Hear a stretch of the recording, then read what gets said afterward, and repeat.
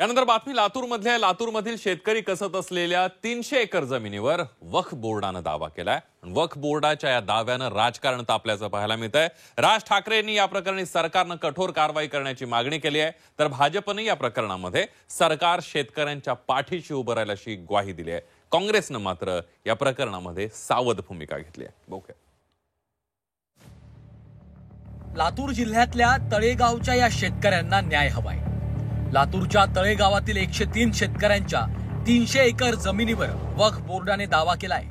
या संदर्भातली नोटीसच शेतकऱ्यांना बजावण्यात आली आहे। या प्रकरणी न्याय द्यावा अशी मागणी शेतकऱ्यांनी सरकारकडे केली आहे। शासनानं आम्हाला जमीन द्यावं अशी आमची मागणी आहे।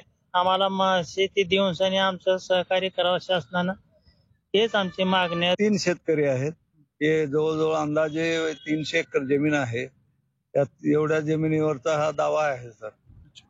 कुठलेही कागदपत्र नसताना किंवा कधी कुठली नोटीस आमच्याकडे 7/12 आहेत, 8 आहेत, पीक पेरा आहे। दरवर्षी आम्ही कर्ज घेतो त्या ह्याच्यावर, परतफेड करतो विकास सोसायटीचं, आणि अचानक नोटीस आल्यामुळं भीतीचं वातावरण निर्माण झालं।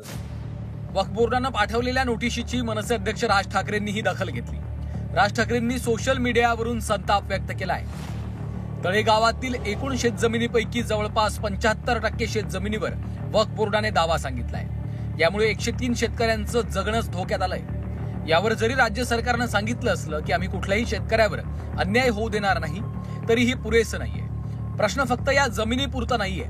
वक्फ बोर्ड गेली कित्येक वर्ष मनमानी कारभारानं लोकांवर जी दहशत बसवतंय, त्याला चाप कसा बसवणार हा खरा प्रश्न आहे, असा सवाल राज ठाकरेंनी केला। या प्रकरणी सरकारनं तातडीनं कारवाई करावी अशी मागणी भाजप आमदार आशिष शेलारांनी केली आहे। गरीब शेतकऱ्यांची जागा हडप करण्याचा हा एका धर्मीयांचा डाव आहे, आणि म्हणूनच आमची मागणी आहे की वक्फच्या बद्दलचा नवीन कायदा हा आलाच पाहिजे। कारण वक्फची आताची असलेली कारवाई कार्यपद्धती ही अन्यायकारक आहे।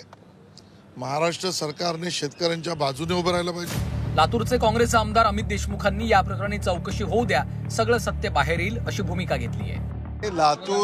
लातूरच्या शेतकऱ्यांच्या संदर्भामध्ये चौकशी सुरू आहे, आणि चौकशी झाल्यानंतर त्याच्यावरती आपल्याला जे सत्य असेल ते पुढे येईल, त्याच्यात नंतर पावलं उचलता येतील। वक्फ बोर्डाच्या कायद्यात सुधारणा करण्याचा निर्णय केंद्रानं घेतलाय।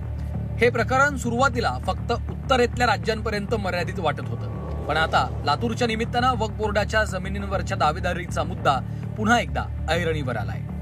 ब्युरो रिपोर्ट, झी 24 तास।